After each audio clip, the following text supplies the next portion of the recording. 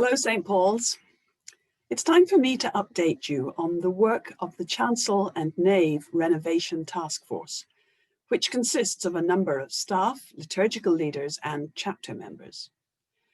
We've been working together since August to come up with a design that will make the cathedral space as accessible and as flexible as possible.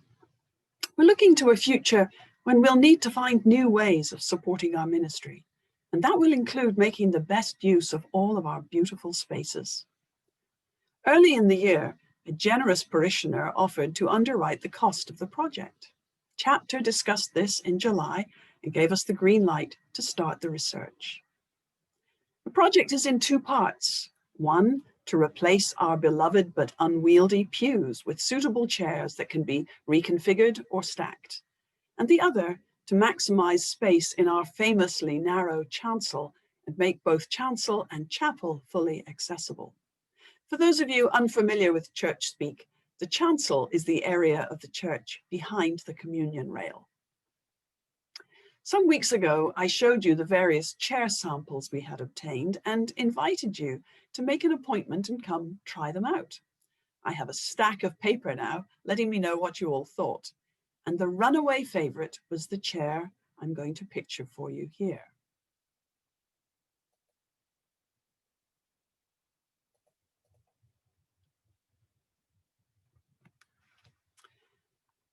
It's been used in several American and European cathedrals for decades.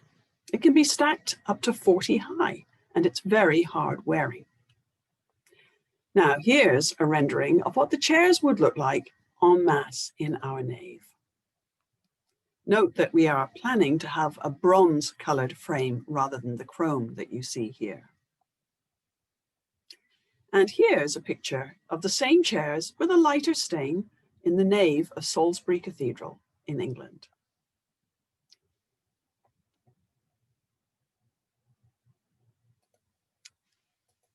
We are currently working on finalizing the exact number of chairs, of book racks, and of carts that we'll need, as well as the finish details.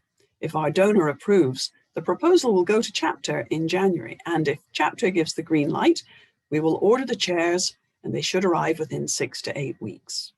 Kathleen Burgess is looking into possible new homes for the pews, but we will be holding on to a number of them to repurpose the wood in the chancel, as I'll explain in a moment.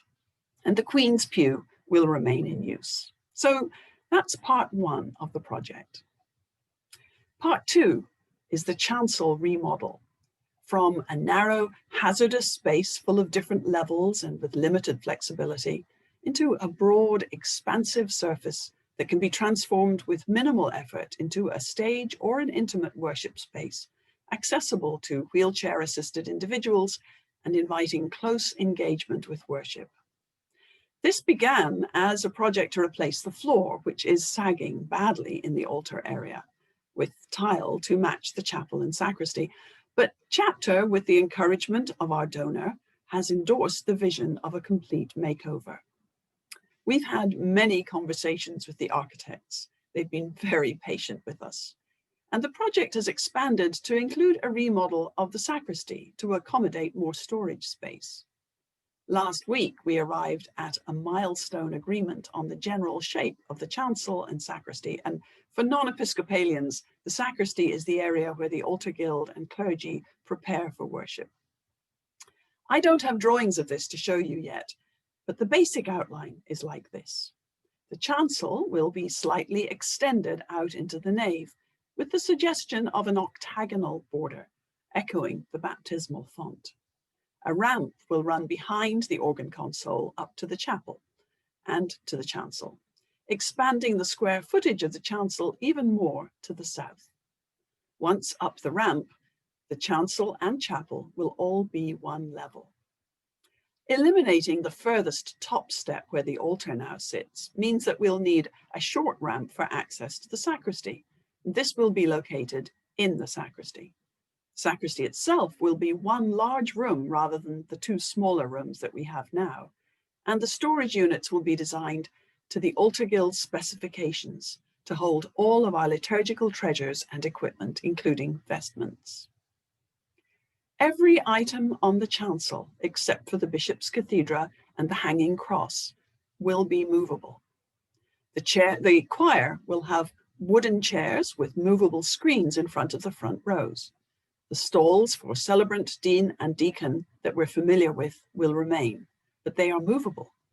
The altar rail will be positioned at the nave floor level and will be removable.